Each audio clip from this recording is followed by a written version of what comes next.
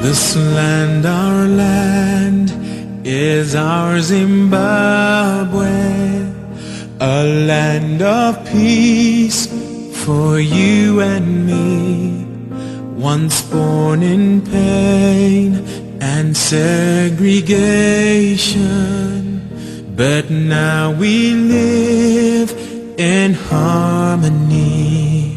Now flies the flag, our nation's glory. We live to invest in Africa, and they will do feasibility studies and market research. So they have various missions into Africa, and Duncan will actually brief everybody on the various missions. And just before I hand over to Duncan, today is going to be a very interesting event in light of all the developments taking place. And also South Africa and Zimbabwe are part of the SADC agreement, and South Africa and Zimbabwe also have a separate trade agreement. So it's very interesting developments. And I'd like to hand over to Duncan Bonnet from Africa House. Thank you.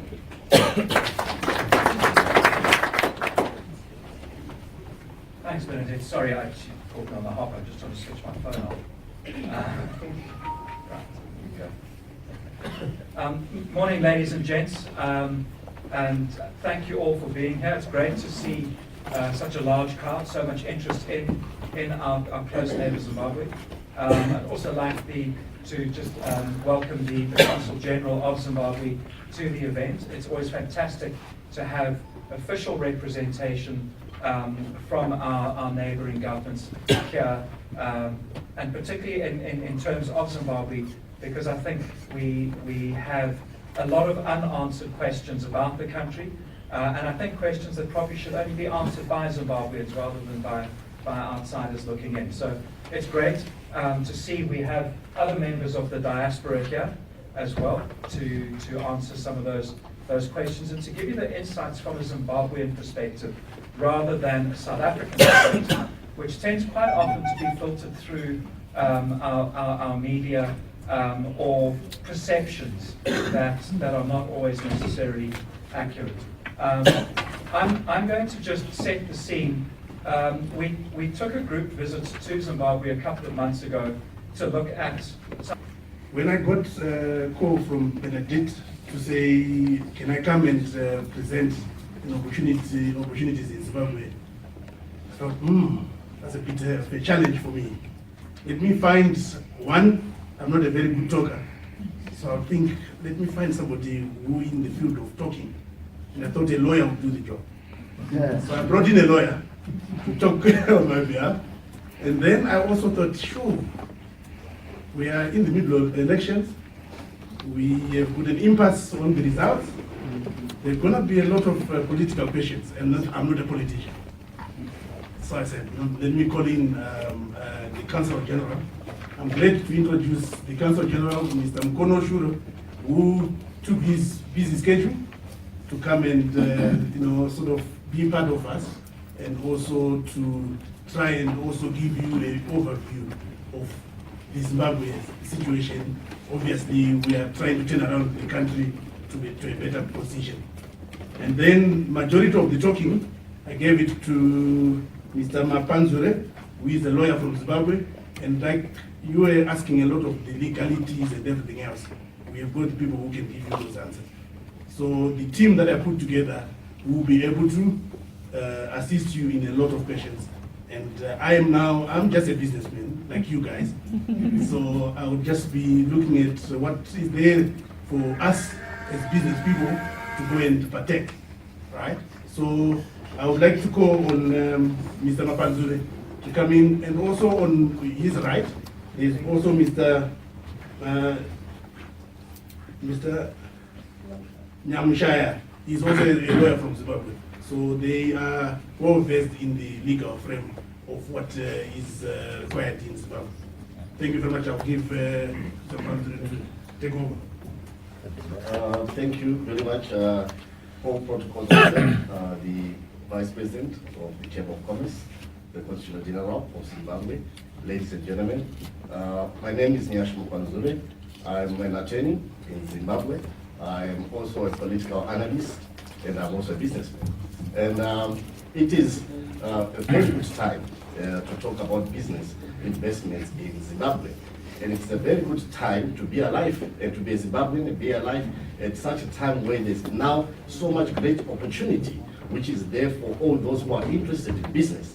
I can rest assure you, those who are interested in business, that Zimbabwe is the place to go and do business, and the current leadership that is there has created a platform whereby they are business orientated. They want business to come in Zimbabwe, they want to deal with you, they want investors to come to Zimbabwe, so that Zimbabwe, one thing South Africa should know is when something good happens in Zimbabwe, it means it also happens in South Africa.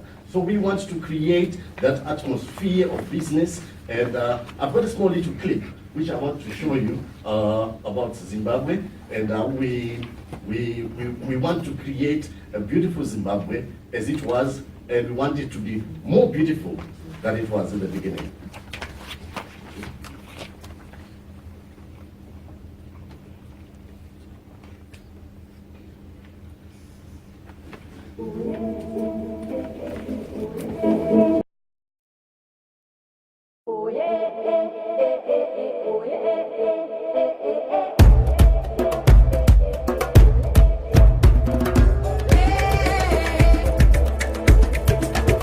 Our welcome opens doors to infinite possibilities with our joyous African embrace and smiles that touch the soul, for we are home.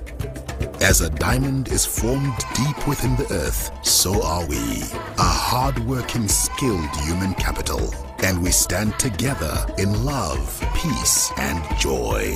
Our summer months with long sunny days and our mild winters are perfect for business, leisure, and the experience of our rich culture and its sumptuous Africa-infused cuisines. We have the most spectacular views, majestic wildlife, scenic routes, mysterious mountains, and of course, our very own Muziwa, the mighty Victoria Falls, the smoke that thunders, with its imposing poise of grandeur spanning the Zambezi River. And from it, we continue to increase our energy supply, a key driver of agriculture, mining, manufacturing, tourism, transport, ICT, and financial services. We are strategically located, a regional gateway with competitive incentives and a commitment to the security of your investment. Join us on a promising new start, filled with adventure, passion, and a dynamic new leadership of hope. Because every new day is a celebration, from the magic of our handmade pieces, when we sing and dance in tune with our legendary musicians. See the talent in our young people with their lasting expressions that say, yes, we are the joy of Africa. So come and experience the new dawn. Zimbabwe is open for business. Business in Zimbabwe. Well, I'm also a political analyst, so I don't really want to stick on the political side, because others have said I'm a bit biased on one side. But one thing I can tell you honestly is my analysis in Zimbabwean politics has proved to be correct. The way I analyzed it are the exact results that came out. And the same analysis which I want to make today in relation to doing investment business in Zimbabwe, and how it will benefit those who want to come. Those who are going to be the first to come are usually the first to be served. And Zimbabwe is ready to do business with, like Duncan said, he's done the exact research which we have done. There's nothing more which I'm really going to be saying except saying what he has already said. But I love the presentation. It's right to the point. It is really introducing Zimbabwe as a dynamic place for investments, and the leadership there is ready for business. So in my introduction, I said Zimbabwe is a beautiful country that came under a rough patch and is on the eve of revival. A new government vowed to improve the economy, rule of law, and most notably, to guarantee favorable investment and economic policies.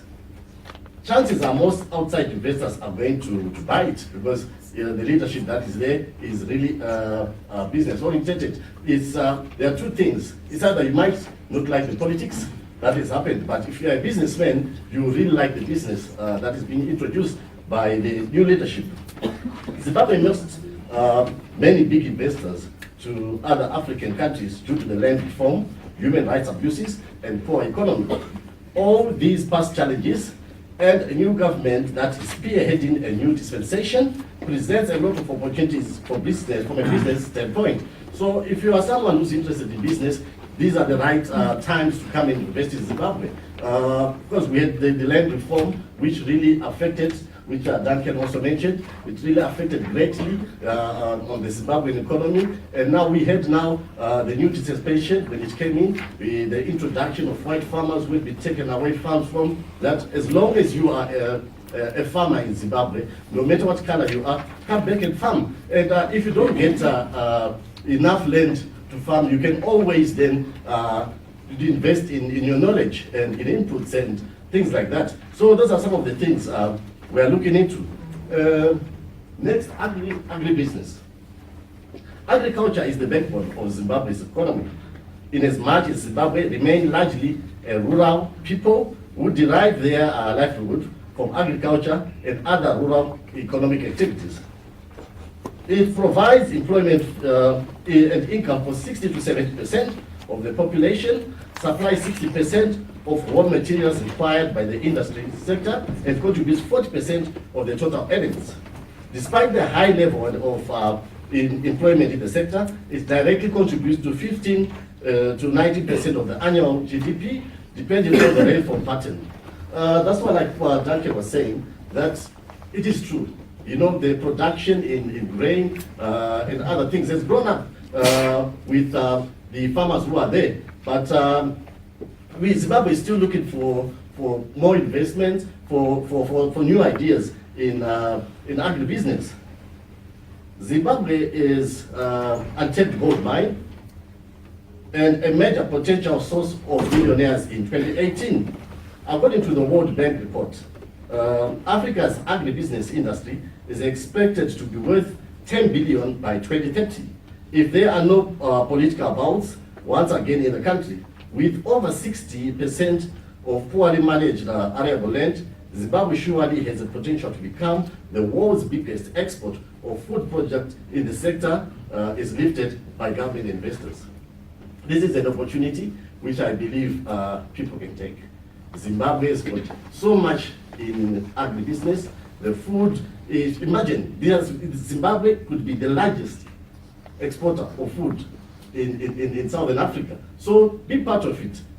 Come invest in the food industry. I want to repeat everything that Daniel was saying. Renewable energy. Solar energy is one of Africa's most abundant natural resources.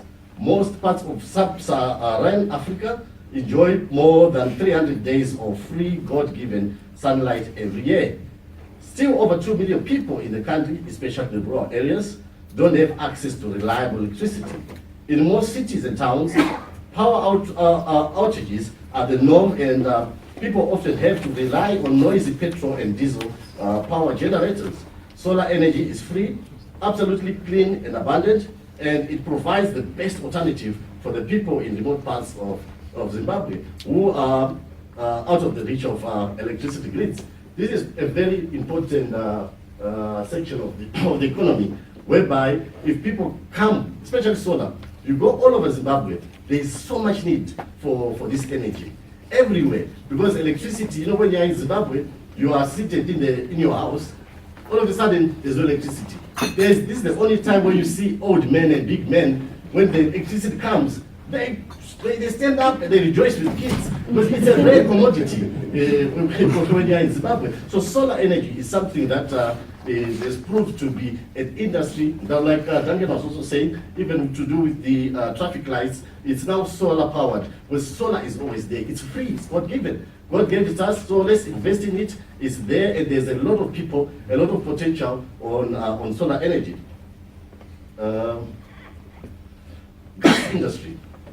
There is abundance of gas deposits that have been discovered in Zimbabwe, and there is need for investors to come and develop that industry. According to records, Zimbabwe is the fastest consumption of LP gas for domestic and commercial purposes. Currently, majority of the LP gas is being imported either from Mozambique or South Africa, and hence there is need for refinery industry and distribution of the gas, and also there is need of a manufacturing plant of LP gas cylinders. This is one of the things we see. I think you got some yellow page which is talking about gas. That is one of the things that Mr. Muzuwa in business is also doing. A very big gas company which is involved in Zimbabwe, and together with EM projects. Gas is there in Zimbabwe, and it only needs someone who's got the brains to go and invest in it and to tap it out, and then we are creating an economy whereby Zimbabweans use gas. That is one of the major things that Zimbabweans are using each and every day. They make queues, but now they don't have those cylinders where you put the gas. There's nobody who's coming with them. But that is an open sector where people can come and invest, and that is one of the things which Mr. Muzuwa and the EM team are doing. So this is a very, very, very important section of investment in Zimbabwe, whereby there are a lot of opportunities. And then we come to real estate. Zimbabwe's real estate market is a multi-billion-dollar opportunity, and several new millionaires will build their fortunes in this market. I mean, real estate, you can't go wrong anywhere in the world. And now in Zimbabwe, there's this hunger and this need for homes, for industry, renovations, for schools, for universities. Anyone who comes into this industry in Zimbabwe at this time is guaranteed to succeed. And this is not a lie. This is where the bigger chunk of the money in Zimbabwe is coming from. Real estate, you won't go wrong. There's a need, there's a hunger. Government is trying to build houses, but it won't be able to do it. So they're looking for investors who want to come and build universities, schools, colleges, hospitals, so that we have a Zimbabwe which is functional, and so forth and so on. Education. The country is rich with creative and innovative talent. However, poor access to quality education is a serious threat to Zimbabwe's vibrant human capital. What needs to be done is to preserve the legacy of Africa's most educated country. Building of more schools, especially resettlement areas, improve infrastructure of old schools, provide new furniture and learning materials to schools, and in the country advocate for the importance of education. This is what I was just talking about, that the education industry. Believe me, when they say Zimbabweans are educated, they indeed are. Go in the rural areas, any old lady, anybody, you can speak pure English with them.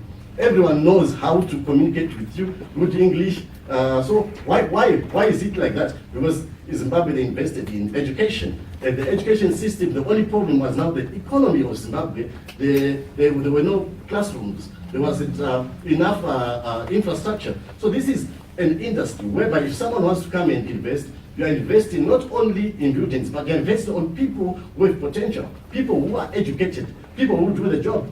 A gentleman asked about the issue of brain drain. Yes, it is there, but let me tell you, in Zimbabwe, there are a lot of people who are still educated, more than the feeling that you have that is the diaspora. Because, I mean, they were already educated in Zimbabwe. All they did is to do what they were taught in Zimbabwe, in other countries. That's why you have in Zimbabwe here, you have some doctors who are not even practicing medicine, but are busy doing some odd jobs. But this kind of brain drain, the new dispensation has said they want them to come back home, to come back and invest home. This is the new voice, this is the new Zimbabwe that has been trying to be built, whereby those Zimbabweans who have come out, come back and invest into the country. This is the chance to make Zimbabwe a great country again. Retail. Across the continent, both local and international supermarket brands like ShopRite, Game, Checkers, Woolworths, and gas spas are expanding as they scramble for every inch of available space in shopping and retail infrastructure developments. Interestingly, the battle of retail supremacy in Zimbabwe won't only happen in physical retail chains. E-commerce giants have grown quite impressively in the past few years. both internet-based resale business. Now we have a combined worth of 1 billion in Africa. This is an industry which is good. Believe me. Duncan was saying during the night, you've got about 2.5 million Zimbabweans, and during the day, you've got 4.5 million in Harare alone. So imagine the hunger of retail and the amount of people who want to buy. So if you're in retail, this is the time to come and invest. Harare, not only Harare, there are other cities up and across Zimbabwe which have got this hunger for retail. And we've got our common retailers there, okay, TM, those are our common foreign-based investors which are there. But we are looking for more investment from you guys to come, more retail. It's going to create jobs for the Zimbabwean people. It's going to be a good phenomenon. Good companies come in, good things. There's no need for us to come and shop in South Africa and then go back to Zimbabwe. Healthcare. Africa's growing middle class wants better services. The Zimbabwean healthcare sector presents investors an opportunity to improve offerings. An influx of illegal imported drugs into the country, along with outdated technology and infrastructure, have not certified low powers for quite some time. Now, the issue of health issues can also be supported by what Harrison was saying. Everything needs to be checked to see that it's in order. So these are one of the issues which have been lacking in Zimbabwean healthcare. So the issue of checking things and verifying the kind of goods that are coming in and out of country is very important. But the health sector is massive in as much as if the right things are put in Zimbabwe, there is a lot of health issues, health concerns, medicines that are needed. You know, surprisingly, you find people in Zimbabwe, they come here to South Africa for medical attention. So there is a hunger for healthcare. That alone should trigger someone's mind. Why is it every Zimbabwean, once they get ill, they come to South Africa? It means there's a health problem. There's something that has to be done. And someone who's got the mind should quickly think, no, I want to get into the health industry because I'm going to make sure, it's a surety that you make money in the health industry. Mining, I won't say much. Duncan talked about mining. There's a lot, you know, the digitization issue. The new dispensation that came to power, the first thing was to say, no, let's remove the digitization law and let's everyone who wants to come and do business freely. Of course, they're going to make it law once government has been formed soon in the next week. Everything will be up and running. But in mining, I can rest assure you, Zimbabwe has got 200 million years of untapped minerals. So that means if someone really is thinking about, like Duncan was saying, it takes 3 meters, 300 you say, meters, and then to do the same job in Zimbabwe, it takes how many? About 800 meters also. So it's better to go where it's easier to make money. It's still the same mineral at the end of the day, but you get it easier in Zimbabwe. So why don't you come and invest in an easy way to get it, less expense, less workers, less equipment, but the same weight of minerals. Tourism, I believe I showed you the video. Amazing tourism in Zimbabwe. The tourism sector is blooming. We've got the most beautiful site of the Muziwa, the Victoria Falls. Not only that, the games, the Wangi, and all these most beautiful wildlife centers in the world are found in Zimbabwe. So it just needs some investors to spruce up these things. And believe me, this is a market that has got billions and billions of dollars. I can tell you the amount of tourists who come to Zimbabwe just to visit the Victoria Falls, Wangi National Parks, Mukonoweshuro, so many of them. It's just unexplainable. But this industry can go faster if we can have a group of investors who can come in and invest more in these IT solutions and apps.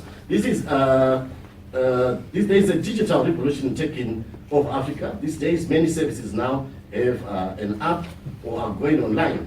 Africa's digital economy is growing really fast, and Zimbabwe, everything was on a standby. If you're in IT, what I'm basically saying, if you're in IT, Zimbabwe, because of a lot of these economic problems and a lot of, I think you know about what was happening in Zimbabwe. There is no IT, enough IT, so in technology, knowledge. So someone who's got knowledge in IT, like they've done here in South Africa, it just means that there's an opportunity to do it better in Zimbabwe. You see, you are now dealing with an educated people, and they are easy to catch up to these IT issues. So it means someone who wants to come and invest. This is a very exciting investment that someone should really look into. Zimbabwean art, infrastructure and development. There is the issue of the road accident. It's an issue we're trying to introduce, of course, also to the government and to see if the government is going to take it. Like here in Zimbabwe, in South Africa, you have got the road accident fund. In Zimbabwe, you get hit by a car. If you can't sue that guy, it's your own fault. And if it gets like that, people are dying, and it's the end of the day. So we want. Consul General, my boss, who is the ambassador in Pretoria, is the politician. I'm here on his behalf anyway.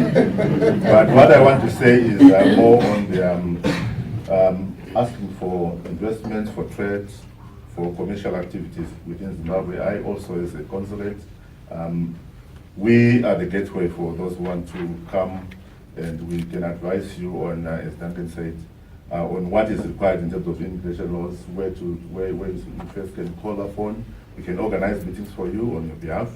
So whenever you want to start going to business, we can have a one-on-one. My offices are in Eastgate. We also have the High Commission in Pretoria, in Hatfield. But we, both of us also do, we also have another consulate in Cape Town, for those of who are resident in Cape Town, so that we can guide you as to what to do. But indeed, we also have a diaspora policy that has been crafted. What we are happy about in terms of diasporans is that we are hopeful that people who have been in the diaspora for a long time have managed to create synergies with people in the outside, so that together they come in, more enriched as they come in to invest. Because, for example, as was said before, if you want to come in and you want a partner, as Zimbabwean partner, it will be easier to identify one of the people who have been here with you for a long time. Say, let's go in. You are a Zimbabwean. We've known you for the past 10, 15, 20 years. I think the trust is built, rather than going there and trying to come up with a new guy whom we just met in Zimbabwe. I think the trust won't be there. But as was rightly said, we have scrapped the 149% ownership under the indigenization law.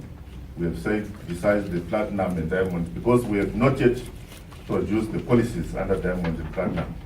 That's why it's still 51.49%, but we're in the process of developing those policies. And once that's done, we also scrap that requirement.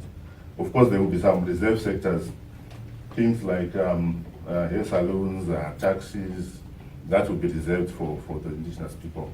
I think like in any other country, there's also sectors that business should be reserved for the locals. But I think my approach would be to take through questions so that we're issue specific. If there are questions that you want us to answer, I want me to answer specifically. But I thought I'll take this opportunity to say we are open, we are available, and we'll try to get a way to get our contact details as well for both the embassy and the consulate, so that for whatever you require, you can call upon us so that we can open the doors for you before you travel to Zimbabwe. I thank you.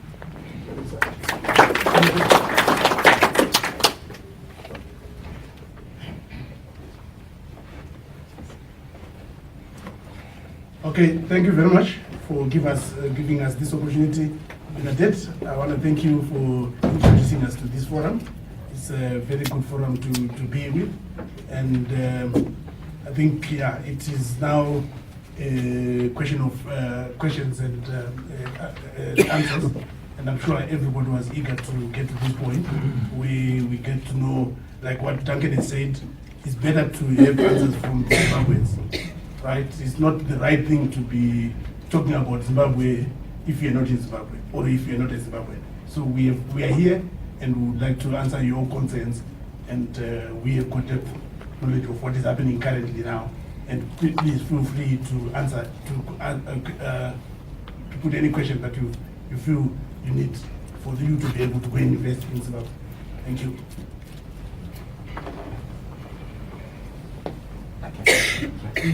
the scrapping of the indigenization policy, it has been spoken about, but is there legislation in the form of a statutory instrument at this juncture in place confirming that? So this is something that has been spoken about in political rallies and platforms like this without supporting legislation. There is a procedure of decree that has been issued, which translates to the statutory instrument. Speaking to the spending of the education, accepting those two other diamonds and advantages. There is law to that effect as we speak. So I just want to know how is the situation on repatriation of funds. If you put in your money for investment, is that possible to repatriate funds from the home country? Yeah, repatriation of funds, the laws are, you can repatriate that 100% of your profits, but the challenge is in terms of liquidity of money and the funding of the Nostro account. I think that's where there is a problem present, as you are aware. The multi-currency system at some point afforded people an opportunity to withdraw funds to whatever levels they could, and now we have that problem of liquidity. But you get in a queue, and where ordinarily you would get about 2 weeks or a month, you might get more than a month or more than 2 months. So I think that's the challenge that is there in terms of repatriating your profits. But yes, it's, in the long term, you will eventually do that. But it's the time frame or the turnaround, especially for those who want to re-equip or get supplies from outside. That's the challenge that we're currently facing with.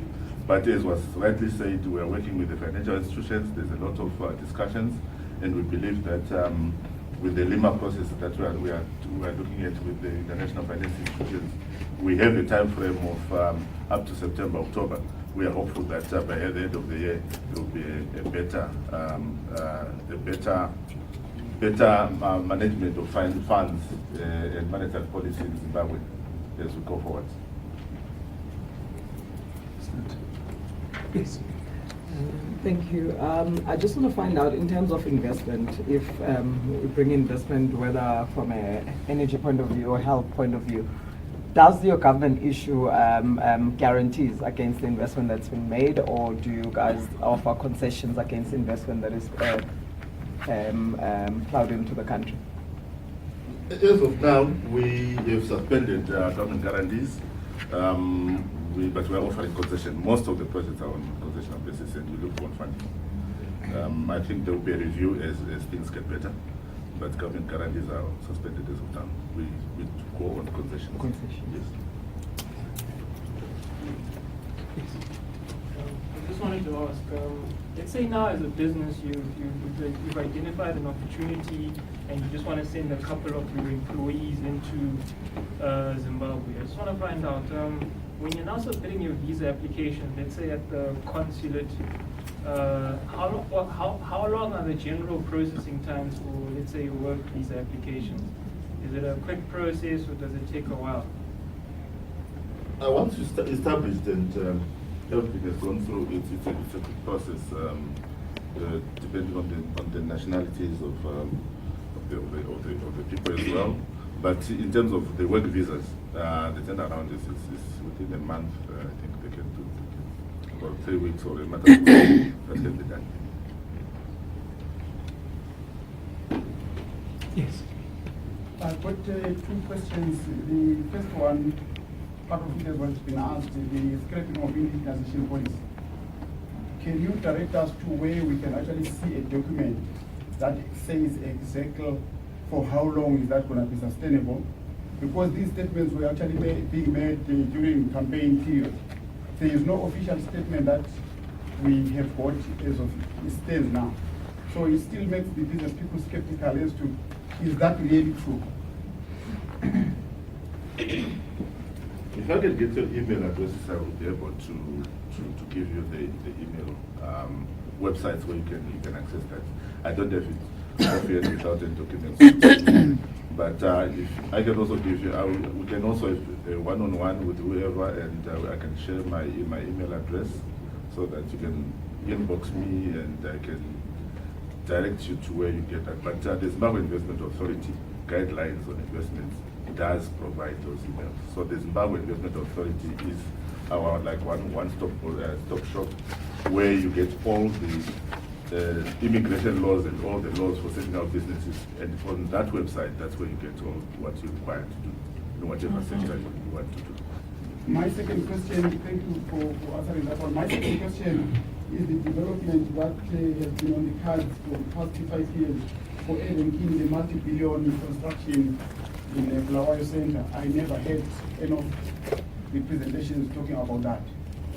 Has it kicked off the ground or is still on the wish list? No, it's still on the wish list. I can, if I can get all the email address, I can direct you to where you can either get that and get the right way forward.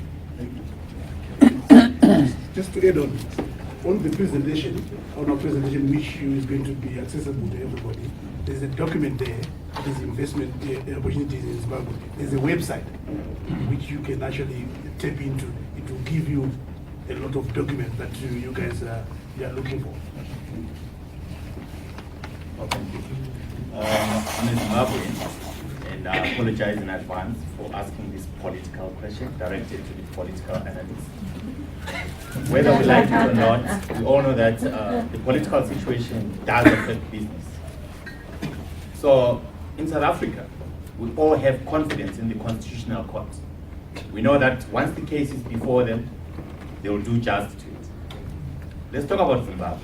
We know there's a very sensitive case in front of the Constitutional Court as we speak.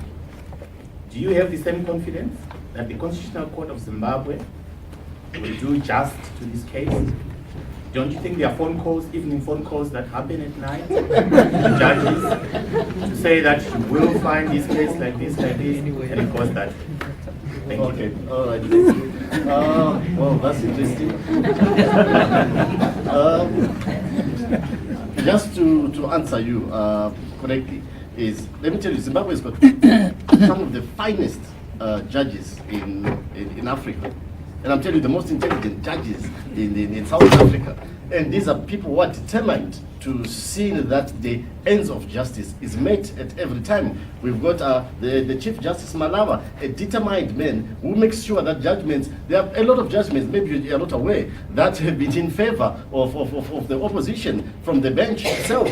A lot of changes which have been made in favor of things that the opposition was fighting for.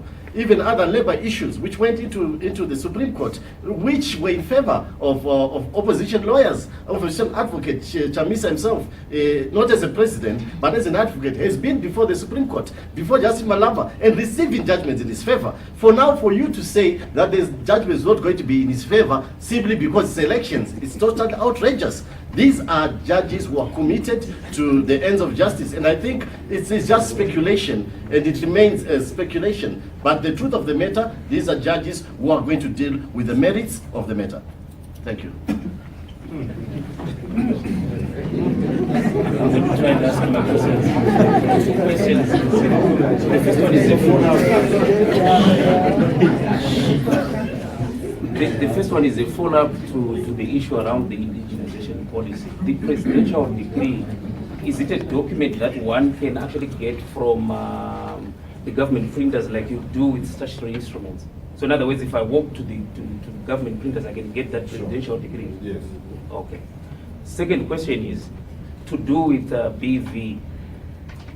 The war program is around facilitation of trade. I'm speaking from a shipping freight forwarding environment perspective, that if cargo is coming hypothetically out of China, and the statutory instrument is a provision that the inspection has to be done before export and also before arrival in Zimbabwe. Now the question is, the shipment reaches the shore in Mozambique, and genuinely an importer or an exporter is overlooked this process. How do we rectify that in view of trying to facilitate the trade and not be punitive in terms of approach by sending this cargo back to China? Okay. First and foremost, Bidder's got presence in over 140 countries. So we are guaranteed in most countries where the goods will be coming from, we'll have inspectors to inspect the goods. However, as you did mention, there could be those instances where you overlooked or you didn't know about it. It's your first time to ship the goods. If you find yourself in that situation, you have to approach the Ministry of Commerce in Zimbabwe. There is a provision for exemption. However, you can't continue doing it because now it's going to become something else. But if it happened genuinely, yes, they can accommodate you on the first instance. I don't know if that answers your question. Okay, You can proceed with the goods because... Okay, as long as there is a go-to point, that's fine. Yeah. The problem is we can't inspect the goods that are in a container. It has to be floor inspection. So if we can't facilitate that, we're going to refer you to the authorities. And there is a provision where they can accommodate you for that.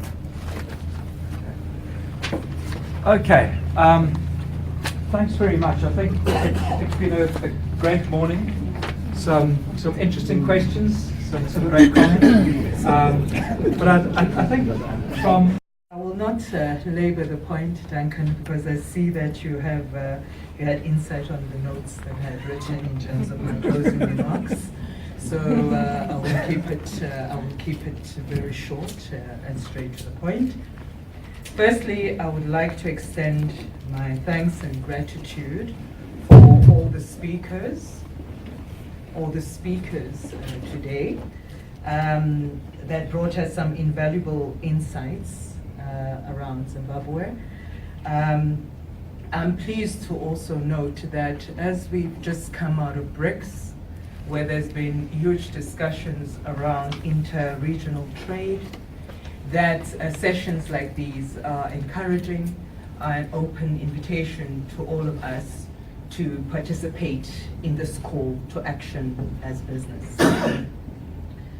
I also want to say that from a JCCI perspective, firstly, I always use these opportunities to canvass for membership. And if you're not a member, I would suggest that you do join us, especially if you're interested in terms of extending your business interests into the rest of the continent and into the world at large. Having said that, if you're not export ready, we are set up to assist, train, develop you into becoming an export-ready business through our global business acceleration program, which is currently our showcase program.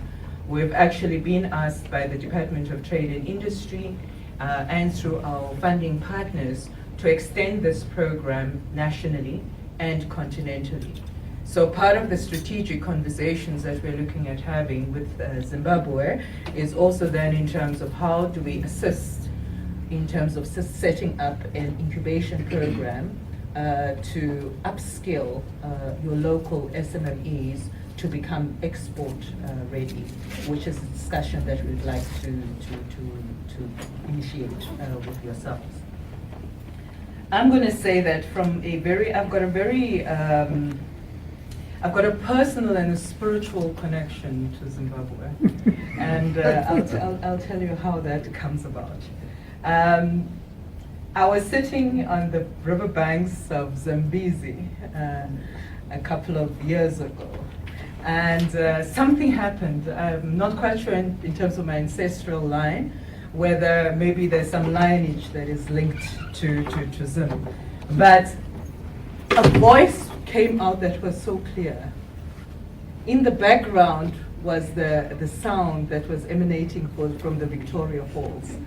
And this voice said to me, resign from work. I said, what? And at this stage, I had a very senior corporate executive position in Altec, and with all the perks that comes with it. And this voice just kept on saying, resign from work. And anyway, I came back to South Africa. I put in my resignation. And Lord forbid, here I am. I've had enough time now to actually rededicate my focus in terms of growing and uplifting SMMEs in South Africa. So Zimbabwe opens, you know, there was something that happened there. And I'm committed to ensure that from a JCCI membership perspective, that we are well placed in terms of taking up the opportunities that exist in Zimbabwe. And I'm hoping that the next session when we meet, we'll be able to highlight some success stories, some meaningful transactions in the JCCI. We say today's contact is tomorrow's contract. Vietnam said to me, no, it's not tomorrow's contract, it's today's contract. So I'm hoping that all the members that are here, that you take full advantage of the opportunities at hand, as we can now also become part in redrafting an inspirational and aspiring narrative for Zimbabwe as Africans at large. Thank you so much for your time today, and I hope that all was fruitful and meaningful. Let's convert it into dollars.